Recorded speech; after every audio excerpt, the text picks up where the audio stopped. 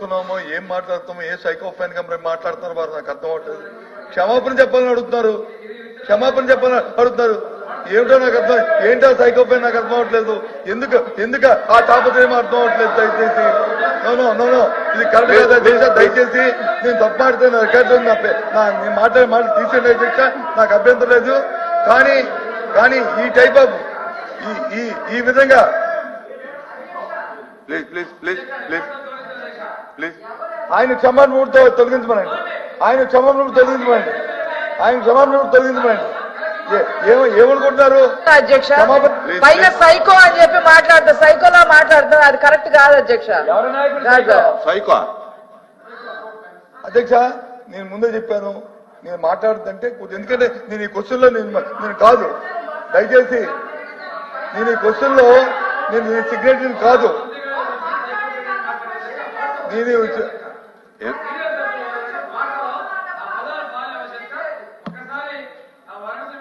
తొలగించాలి అధ్యక్ష.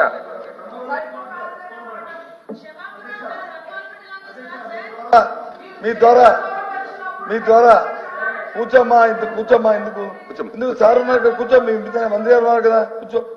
అధ్యక్ష, మీ ద్వారా అడుగుతాను అధ్యక్ష, ఈ విషయాన్ని తెలిసిన విషయాన్ని నేను మంత్రిగా ఉన్నప్పుడు జరిగిన విషయాన్ని మాట్లాడమంటే మాట్లాడతాను.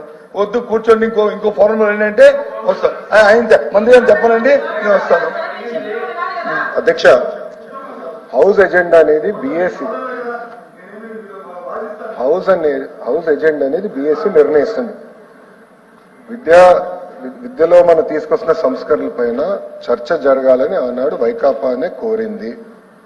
మేము ఒప్పుకున్నాం, ప్రిపేర్ అయ్యి హౌస్కి వచ్చాం.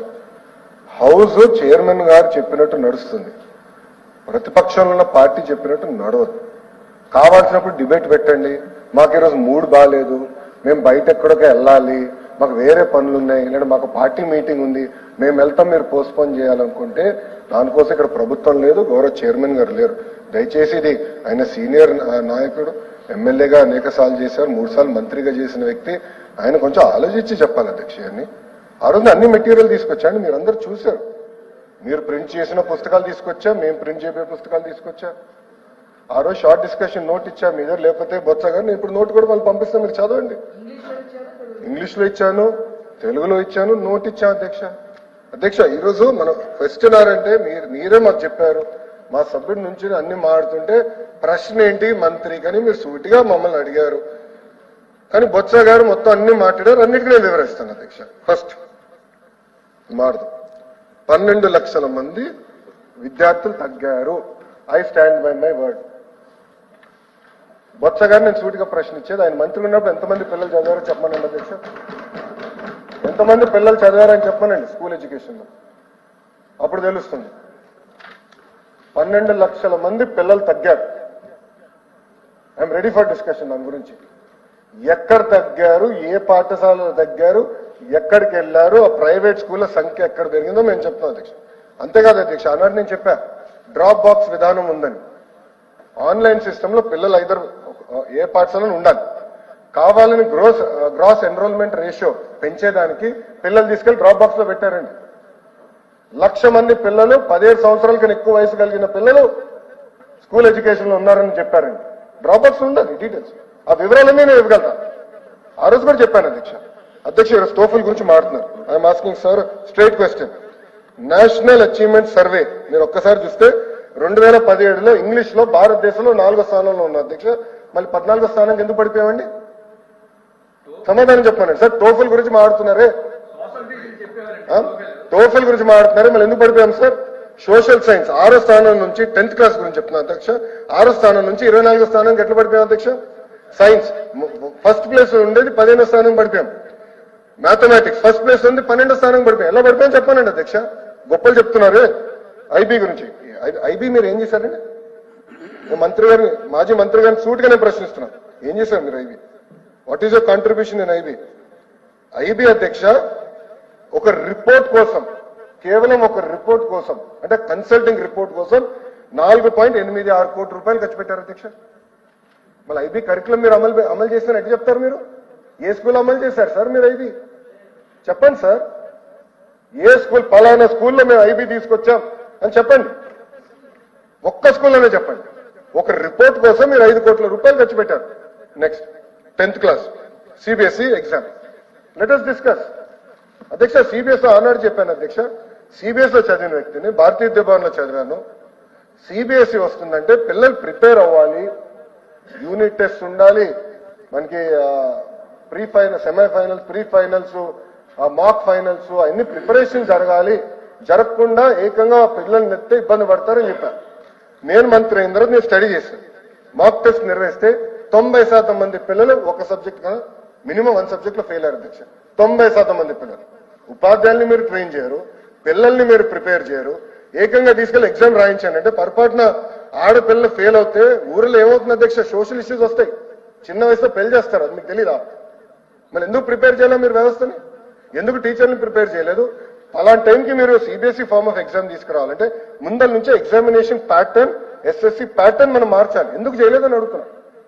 మేము ఆపలేదు అధ్యక్ష, I have postponed the decision. నేను నిర్ణయాన్ని వెనక్కి తీసుకెళ్ళాం, మీరు దయచేసి చదవండి. నేను ఎక్కడ నిర్ణయాన్ని వెనక్కి, I said postpone it for 3 years. పిల్లల్ని ప్రిపేర్ చేద్దాం, పోటీ తత్వంలో పిల్లల్ని జాగ్రత్తగా ప్రిపేర్ చేద్దాం. మోడల్ ఆఫ్ ఎగ్జామినేషన్ మార్చడాన్ని నెక్స్ట్ ఇయర్ నుంచి అది మేము అమలు చేస్తున్నాం. అది ఇంకో పక్కన అధ్యక్ష టోఫెల్కి అధ్యక్ష 60 కోట్ల రూపాయలు ఖర్చు పెట్టారు అధ్యక్ష.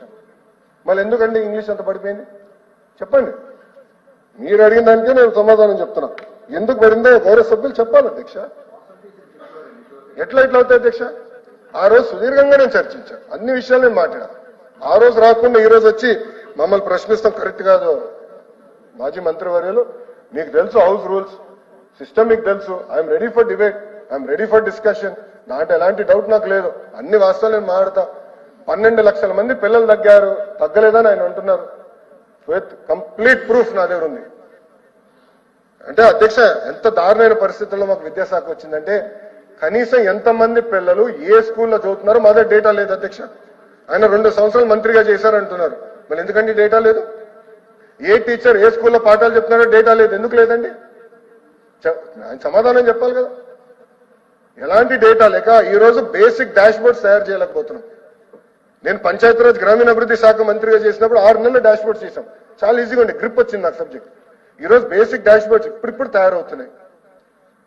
ఇంకో పక్కన గౌరవ సభ్యులు కూడా అడిగారు అధ్యక్ష, నేను 100కి 100% ఉపాధ్యాయులు కేవలం పాఠాలే చెప్పాలి. ఆ స్టాండ్ మేము తీసుకున్నాం సార్. యాప్ల భారం మేము తగ్గిస్తున్నాం, దాంట్లో ఎలాంటి డౌట్ లేదు. సింగులర్ యాప్కి వచ్చేస్తున్నాం. సో ఉపాధ్యాయుల బాధ్యతలు ఏంటి, ఎంఈఓ బాధ్యతలు ఏంటి, డిఓ బాధ్యతలు ఏంటి, హెడ్ మాస్టర్ బాధ్యతలు ఏంటి, సింగిల్ యాప్ తీసుకొస్తున్నాం. అదే యాప్ లో తల్లిదండ్రులు కూడా వస్తారు. సో వాళ్ళ పిల్లల అటెండెన్స్ ఏంటి, పిల్లల పర్ఫార్మెన్స్ ఏంటి, ట్రాన్స్పరెంట్ గా చూడాలి.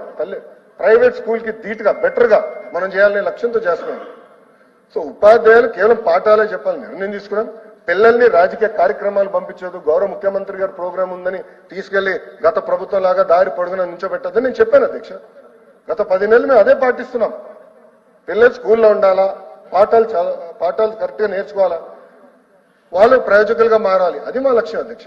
దాంట్లో ఎలాంటి డౌట్ లేదు. మీకు తెలుసు యూనియన్స్ తో గత ప్రభుత్వంలో కాదు అధ్యక్ష, పరదాలు కట్టుకుని ఎవరు తిరగట్లా. యూనియన్స్ తో మేము మీటింగ్ పెడుతున్నాం. ప్రతి ఫ్రైడే 11 to 2 కమిషనర్ గారు కూర్చుంటున్నారు, యూనియన్స్ ని కలుస్తున్నారు. వాళ్ళకి సమస్యలు ఉంటే అన్ని సమస్యలు ఎవరో తీర్చలేము, దేవుడు కూడా తీర్చలేడు. కానీ ఒక పాజిటివ్ ఎన్వైరన్మెంట్ మనం బిల్డప్ చేస్తున్నాం. నేను కూడా 5:30 గంటలు కూర్చున్నా అధ్యక్ష యూనియన్స్ తో. టీచర్ ట్రాన్స్ఫర్ యాక్ట్ ఎన్ని సంస్కరణలు తీసుకురాగలుగుతున్నాం అంటే ఉపాధ్యాయులు సహకరించారు కనుక నేను తీసుకురాగలుగుతున్నా. ఇవన్నీ చాలా డీటెయిల్ గా డిస్కస్ చేసి చేస్తున్నాం అధ్యక్ష.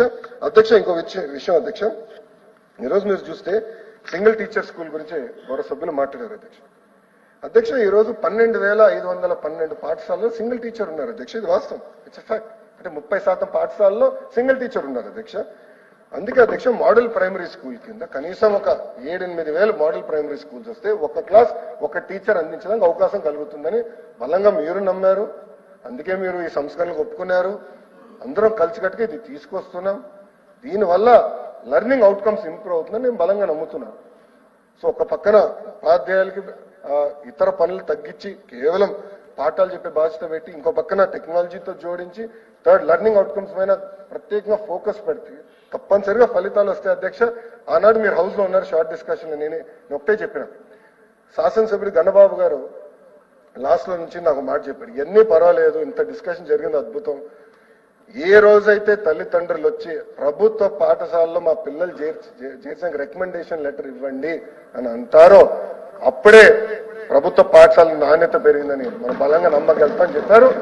ఆ రోజు శాసనసభలో నేను చెప్పాను గౌరవ సభ్యుడికి, I accept this challenge, it's worth fighting sir, నాకు 2 years ఇవ్వండి, చేసి చూపించే బాధ్యత నేను తీసుకుంటానని గౌరవ సభ్యుడు చెప్పాను. దానికి కట్టుబడి ఉన్నాను అధ్యక్ష, తప్పనిసరిగా చేసి చూపిస్తాను.